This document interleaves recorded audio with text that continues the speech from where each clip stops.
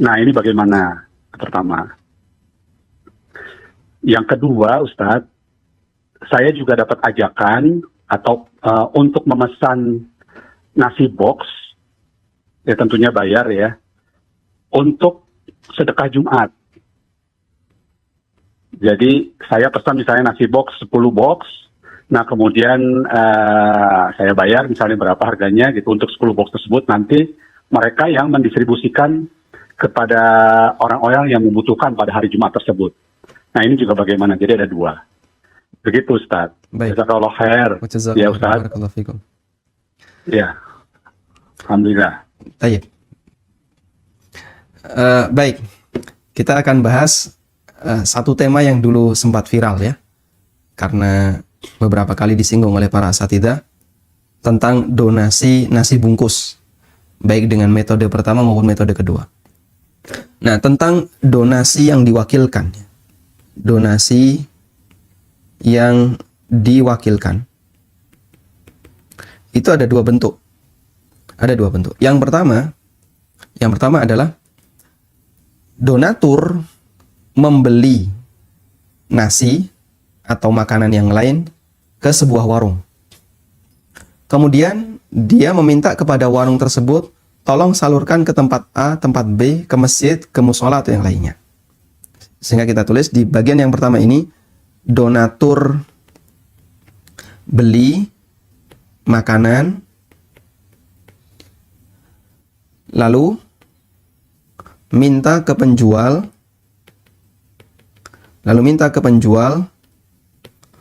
untuk menyalurkannya. Nah, untuk pembahasan yang pertama ini disebut oleh para ulama dengan sebutan tasarrufu syai' qabla qabdihi. Tasarrufu syai' qabla qabdihi tabarru'an. Menggunakan objek transaksi sebelum diterima, kita ulang ya, menyalurkan objek transaksi sebelum diterima untuk transaksi sosial, tabarru'an. Menyalurkan objek transaksi sebelum diterima untuk transaksi sosial. Dan ini hukumnya boleh. Dari berbagai mazhab membolehkan. Syafi'i yang membolehkan, Hambali yang membolehkan, mazhab yang lain boleh. Bahkan ini kesimpulan dari hadis Nabi SAW ketika beliau melakukan akad dengan Jabir. Rasulullah SAW melakukan akad, sebelum diterima sudah disedekahkan. Dan para ulama membolehkan hal ini. Maka kasusnya mirip seperti bapak belanja nasi box, ya. Beli dari toko A, toko B, atau belanja beberapa makanan yang lain dari tempat-tempat yang menjual makanan, tapi via jarak jauh, ya telepon. Anda menyampaikan, saya beli sekian box, tolong disedekahkan untuk masjid saat Jumatan, atau tolong berikan kepada fakir miskin seketika hari Jumat. Apakah seperti ini diperbolehkan? Jawabannya boleh. Ini yang dimaksud dengan tasarrufu syai'i qabla qabdihi tabarru'an. Ya. Menggunakan atau menyalurkan sesuatu sebelum diterima dalam rangka untuk akad sosial. Baik. Kemudian yang kedua adalah menampung donasi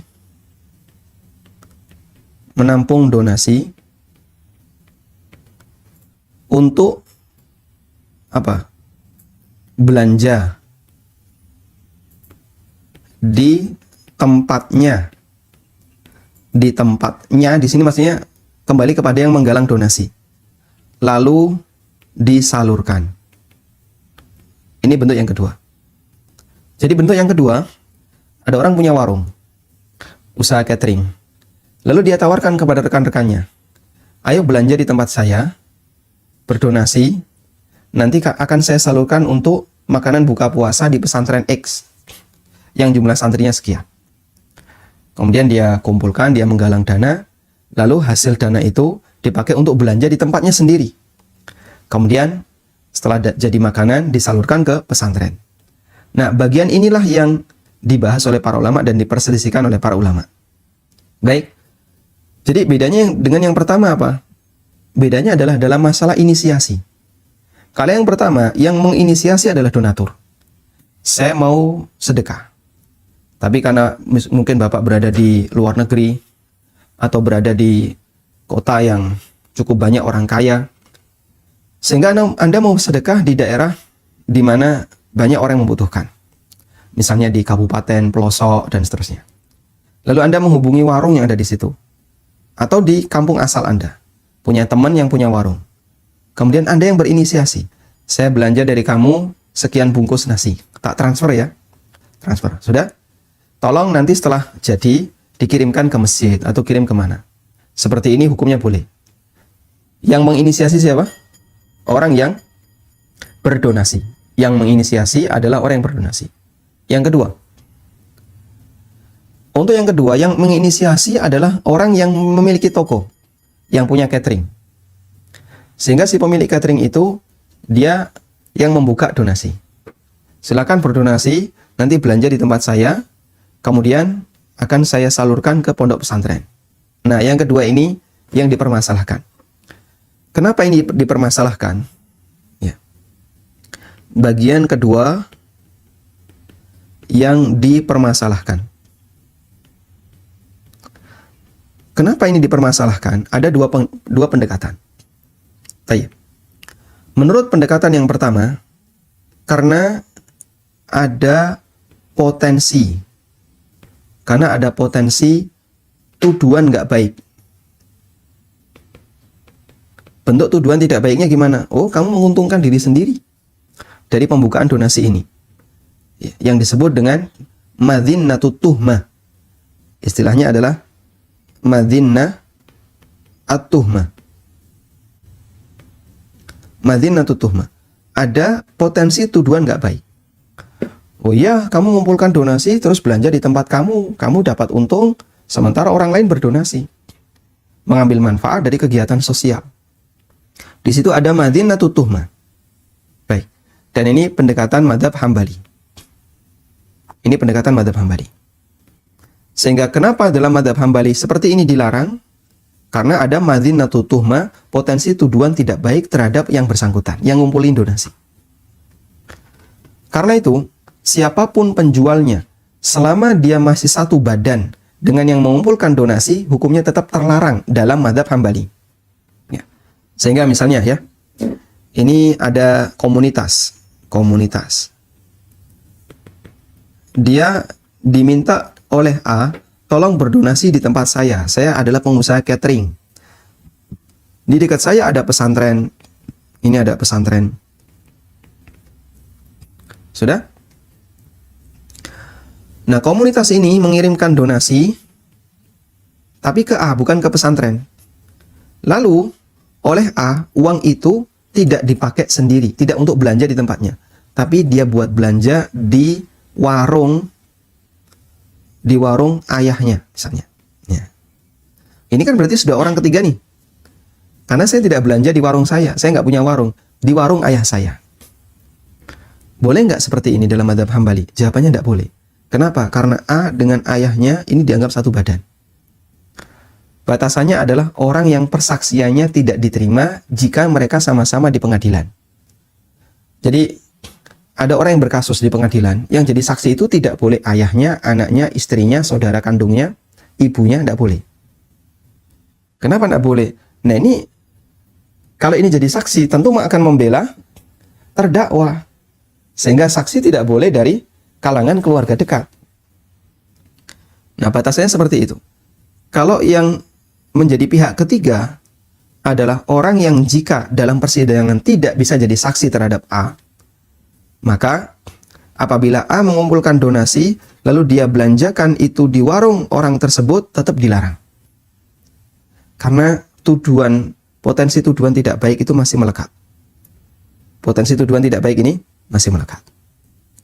Ya, kamu nanti nguntungin warungnya bapakmu, menguntungkan warungnya istrimu, misalnya istrinya, ini nih warung istrinya. Jadinya sama saja. Baik ayahnya, istrinya maupun yang lainnya. Baik. Ini pendekatan yang pertama. Pendekatan yang kedua, karena yang sering disebut dengan konflik interest. Cuman yang pakai alasan konflik interest itu kayaknya masih ngambang. Maksud konflik interest itu apa ya? Konflik interest itu di sini ya. Di situ ada kesamaan. Kesamaan antara yang beli dengan yang jual. Jadi antara penjual dan pembeli orangnya sama. Yang diistilahkan dengan ittihadul mujib wal qabil. Ittihadul mujib wal qabil. Maksudnya gimana, Pak? Yang melakukan ijab dan qabul orangnya sama. Yang melakukan ijab dan qabul orangnya sama. Kalau dalam pendekatan pertama tadi disebut dengan madhinnatut tuhmah, ada potensi tuduhan yang nggak benar. Kalau yang pendekatan kedua, ittihadul mujib wal qabil, yang melakukan ijab dan qabul orangnya sama. Dan kalau yang kedua ini pendekatan Syafi'iyah. Kok bisa orangnya sama? Ini yang disebut dengan konflik interest ya. Apa? Konflik kepentingan. Orangnya sama itu kayak gini. A, ya, penanya tadi ya, Bapak yang bertanya, mengumpulkan donasi ke B. Sudah? Maka posisi B jadi apa? Posisi B adalah jadi apa? Wakil A. Posisi B adalah sebagai wakil A. Sudah? Dan namanya wakil itu sama dengan yang mewakilkan. Status wakil itu sama dengan yang mewakilkan. Sehingga kalau saya sebagai wakil dari Bank Mitro, maka saya statusnya seperti Bank Mitro. Tayyib. Sebagaimana utusan statusnya seperti yang mengutus. Karena itu Allah Ta'ala menyebut mentaati Rasul sama dengan mentaati Allah. Wa man yuti'ir rasula faqad ata'a Allah. Siapa yang mentaati Rasul, hakikatnya dia mentaati Allah. Sebab, ya, mentaati utusan adalah mentaati yang mengutus. Sudah? Berarti ketika B adalah wakil A, maka B bisa kita sebut B sama dengan A aksen. B kita sebut A aksen. Bayangan A. Ingat pelajaran matematika ya? Ada A aksen, X aksen, B aksen. Ya. B adalah A aksen, karena dia wakil dari A. Sudah? Selanjutnya, B yang merupakan A aksen ini belanja di tempatnya sendiri. Maka A jual beli dengan A aksen. A jual beli dengan A aksen. Loh kok kamu dodolan dewe, pok dol dewe, pok tuku dewe, gitu kan? Dia sendiri yang jual, dia sendiri yang beli. Begitu. Sehingga terjadilah ittihadul mujib wal qabil. Dan dalam praktek jual beli ini tidak boleh. Dalam praktek jual beli seperti ini tidak diperbolehkan. Karena terjadi ittihadul mujib wal qabil. Baik. Terus sebagai solusinya bagaimana? Nah, solusinya sekarang. Kalau untuk solusi pendekatan yang pertama, yaitu pendekatan mazhab Syafi'iyah, mazhab Hambali, tentang keberadaan madhinnatut tuhmah tadi. Adanya dugaan potensi tuduhan. Maka solusinya adalah selama ya, donatur ridho selesai. Selama donatur ridho selesai. Solusi minta kerelaan donatur. Adalah kerelaan donatur. Ini solusi dalam mazhab Hambali. Selama donaturnya ridho, selesai. Kenapa? Karena kalau sudah ridho, berarti tidak ada tuduhan. Potensi itu jadi hilang. Sehingga, kalau Bapak tahu bahwasanya yang mengumpulkan donasi ini adalah orang yang punya perusahaan catering. Dan uang dari para donatur nanti akan dipakai belanja di cateringnya. Tapi kita ridho, tidak apa-apa, itu teman saya sendiri. Dia kumpulin dari teman-temannya, dan dia ridho, tidak apa-apa. Itu teman saya, dan saya tahu dia butuh pendapatan, akhirnya biarlah seperti itu. Berarti dia tahu nanti temannya ini akan mendapatkan apa? Keuntungan. Temannya akan dapat untung. Donatur tahu. Maka hukumnya boleh, selama donatur ridho. Karena itu, jika para donatur tidak tahu, maka yang mengumpulkan donasi wajib deklarasi, wajib menyampaikan. Jadi dia sampaikan kepada para donatur, silahkan belanja silahkan berdonasi, dan nanti uangnya akan dipakai belanja di tempat saya. Dia harus menyatakan demikian, sehingga donatur tahu, oh nanti berasnya itu dibelikan di tokonya. Nah, kalau donatur tahu dan mereka nggak respon, tetap mau ngasih apa? Donasi, berarti silahkan diterima. Karena Madinatut Tuhmah sudah tidak ada. Baik. Nah, lain halnya dengan solusi dalam mazhab Syafi'iyah. Dalam mazhab Syafi'iyah, larangan itu karena ittihadul mujib wal qabil. Antara yang ijab dengan yang qabul orangnya sama. Karena ketika A mengirim donasi ke B, bukan berdonasi ke B ya, tapi ngirim donasi ke B, dia menjadikan B ini sebagai wakil untuk menyalurkan donasi berupa makanan. Berarti posisi B selanjutnya jadi A aksen. Ya. Nah, kemudian terjadilah akad jual beli di situ. Berarti A jual beli dengan A sendiri. Jadinya yang ijab A, yang qabil juga A. Qabulnya juga dilakukan oleh A. Nah, terus solusinya gimana? Solusinya dalam mazhab Syafi'iyah, solusi harus ada pihak ketiga. Siapa pihak ketiga? A ngumpulin donasi B, lalu B belanja ke pihak ketiga, C istrinya. Nah, istrinya B ya. Dia belanja ke istrinya B. Baru setelah itu dikirim ke pesantren. Kalau seperti ini boleh dalam mazhab Syafi'iyah. Karena B tetap jadi wakil. Sehingga ini mewakili A belanja ke istrinya B, lalu disalurkan ke pesantren. Dalam mazhab Hambali ini tetap tidak boleh. Kenapa?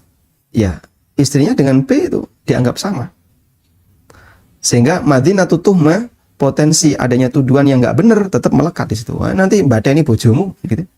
Ini nanti menguntungkan istri kamu, karena istri kamu punya catering, punya unit usaha kayak gini. Baik. Nah, terus pendekatan mana yang lebih tepat ya?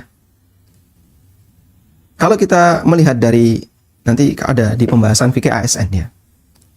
Jadi contoh kasusnya gini, instansi dia punya karyawan sebagai bagian pengadaan. A, ini bagian pengadaan. Sudah? Instansi butuh ATK. Maka posisi A sebagai apa?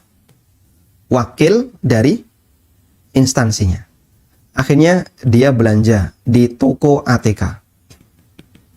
Dia belanja di toko ATK. Sudah? Dikasih nota, real, dibayar real. Nggak ada speser pun tips, nggak ada. Setelah belanja, toko mengantarkan ATK ke instansi. Baik, A tidak mendapatkan speser pun dari transaksi ini, tapi A karena karyawan, bagian dari pengadaan, ya dia mendapatkan gaji rutin tiap bulan. Boleh nggak kayak gini? Ini A yang jujur. Ini karyawan yang jujur. Baik. Nah, sekarang bagian pengadaan nggak kayak gitu. Ketinggalan zaman kalau kayak gini. Terus gimana? Caranya, biar lo juga bisa dapat untung, caranya gimana? Caranya, toko ATK ini harus milik kamu. Ya. Jadi, toko ATK milik keluarganya A atau milik A sendiri. Sehingga dibelanjakan di tempatnya. Dari sini, A dapat margin. Kan gitu ya? Sehingga kwitansinya, notanya persis seperti hasil belanja. Harga ini sekian, harga ini sekian. Tapi di toko A sendiri. Atau milik keluarganya, istrinya, atau bapaknya.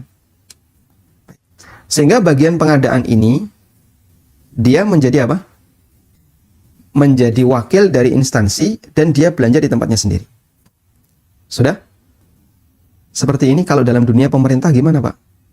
Pasti orang akan punya tujuan nggak baik. Oh, itu menguntungkan dirinya sendiri. Dengan memanfaatkan harta negara. Enak dia di bagian pengadaan. Sah. sementara yang lain nggak dapat. Akhirnya jadilah ketegangan. Muncul ketegangan antar sama karyawan, antar sama aparat. Ya. Yang satu nuduh A kayak gini, dan A merasa saya nggak dosa kok, saya membelanjakan sesuai dengan kebutuhan real. Ya, neng tokoku dewe, katanya, tapi di toko saya sendiri. Nah, karena itu di zaman Umar bin Khattab radhiyallahu anhu, semua pejabat tidak boleh melakukan bisnis praktis. Dilarang. Karena dikhawatirkan memanfaatkan jabatannya untuk yang halal kayak gini. Yang kayak gini, bagian pengadaan.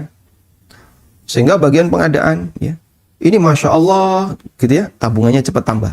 Betul, Pak? Saya dapat cerita seperti itu.